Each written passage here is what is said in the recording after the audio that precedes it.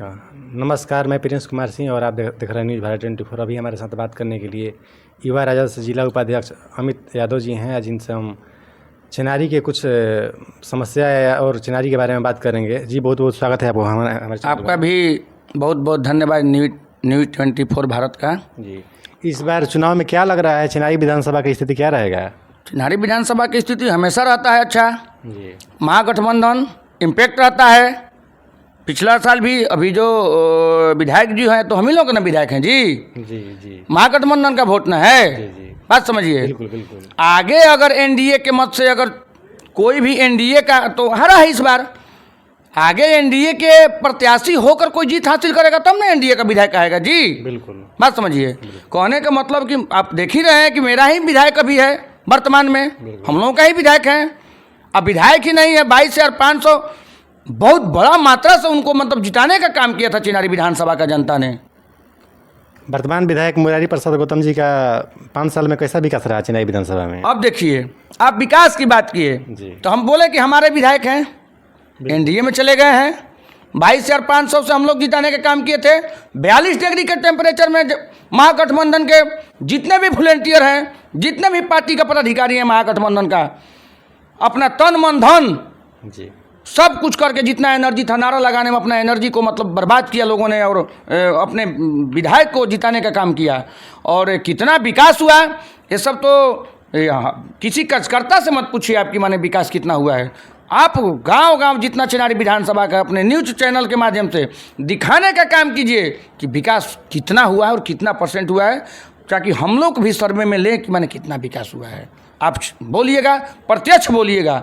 हो सकता है कि हम लोग अपने बोले कि अपने मेरे पार्टी के विधायक थे 2 वरिष्ठ 3 वरिष्ठ जो भी रहे हमारे पास ही रहे जी तो कार्यकाल का मैं गिला से हम इतना जानते हैं कि हमारे पार्टी में जितने दिन रहे, हमारे कार्यकाल में जितने रहे, अच्छा खासा विकास किए।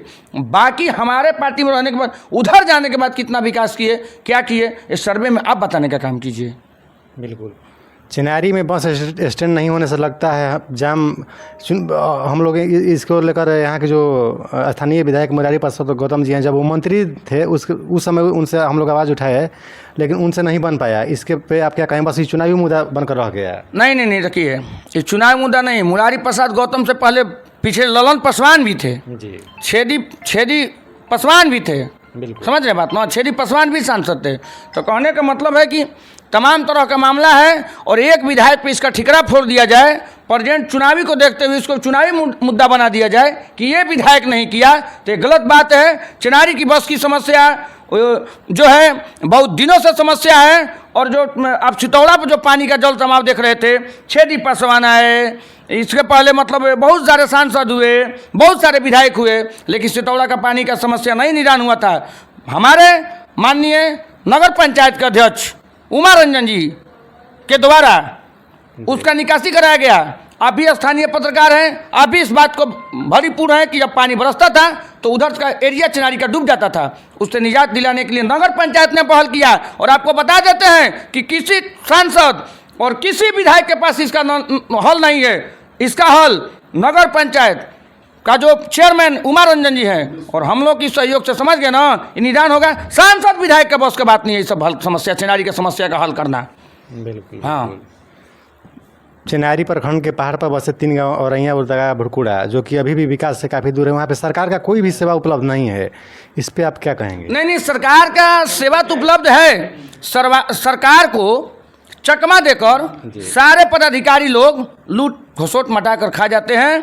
ऐसा मत कहिए कि सरकार का नहीं है। और सरकार कहने का मतलब है कि जो भी उसको विकास हुआ है, हमारे माननीय सुप्रीमो लालू प्रसाद यादव जी जब मुख्यमंत्री रहे थे, राबड़ी देवी जब रही थी, जो भी विकास हुआ है उन्हीं के रीजन में हुआ है। उस वक्त जवाहर पासवान विधायक हुआ करते थे, वहाँ पे जाइएगा तो उनके द्वारा कल गड़ा हुआ मिलेगा, उनके द्वारा मतलब सामुदायिक भवन मिलेगा। उसके बाद विकास नाम की चीज़ नहीं है। और ऐसे भी तो भ्रष्ट सरकार है ना, थकी हुई सरकार है।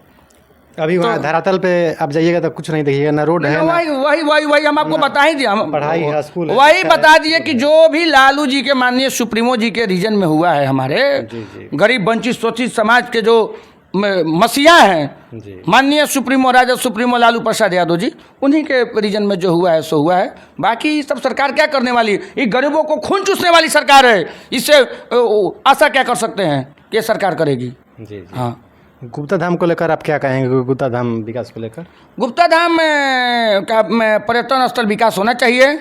और यहाँ का हमको लग रहा है कि नीतीश जी चुनावी के समय में जो चटनी चटा रहे हैं, और नालंदा जैसा मृत पहाड़ को जितना अरबों अरबों संपत्ति खर्च किए हैं वहाँ पे, बिहार में अब सर्वे करवा लीजिए।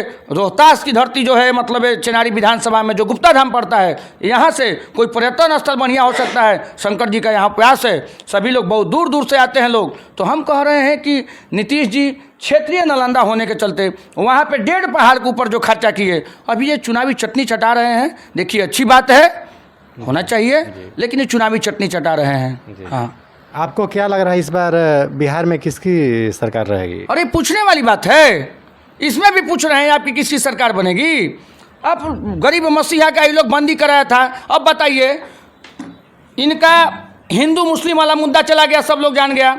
जब जब भी चुनाव आता था बॉर्डर पे हमला करवा के उसी स्टेट के लोगों को मरवाते थे और घड़ियाली आंसू बना के चुनावी मुद्दा बना के चुनाव जीतने का काम करते थे। अब इनको कुछ नहीं रहा, जिस माता जी के मरने पर अपना मुंडन नहीं करवाए, अपने ही कर्जकर्ता को भेज के महागठबंधन के अथू में अब गाली दिलवाए और उसको मुद्दा बना के ये लोग 4 तारीख को प्रदर्शन करने का काम किया। हम ये पूछना चाह रहे हैं आपसे, ये डबल इंजन की सरकार से केंद्र में भी इन लोगों का सरकार है और बिहार में भी इन लोगों का सरकार है, आखिर गुहार किससे लगा रहा था?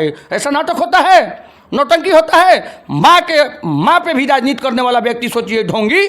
जी जी, ऐसे लोगों को नस्ताबूंद करके एकदम गद्दी से उखाड़ के फेंक देना है और एक नए सोच वाली, नई युवाओं के बारे में जो सोचे, कमाई के बारे में सोचे, दवाई के बारे में सोचे, सिंचाई के बारे में सोचे, युवाओं के बारे में जो सोचे, जो दिन रात चिंता हो, वो माननीय भावी मुख्यमंत्री तेजस्वी प्रसाद यादव जी। महागठबंधन इम्पैक्ट है और सारे बिहार के लोग मुंड बना चुके हैं। एक बहुत बहुत भारी मात्रा में बहुमत लाकर और वो मुख्यमंत्री का कुर्सी पे बैठेंगे। जी हाँ, ये देखिए हमारे साथ राजद युवा जिला उपाध्यक्ष अमित यादव जी थे। ऐसे ही खबर देखने के लिए बने रहनी भारत 24 का। धन्यवाद।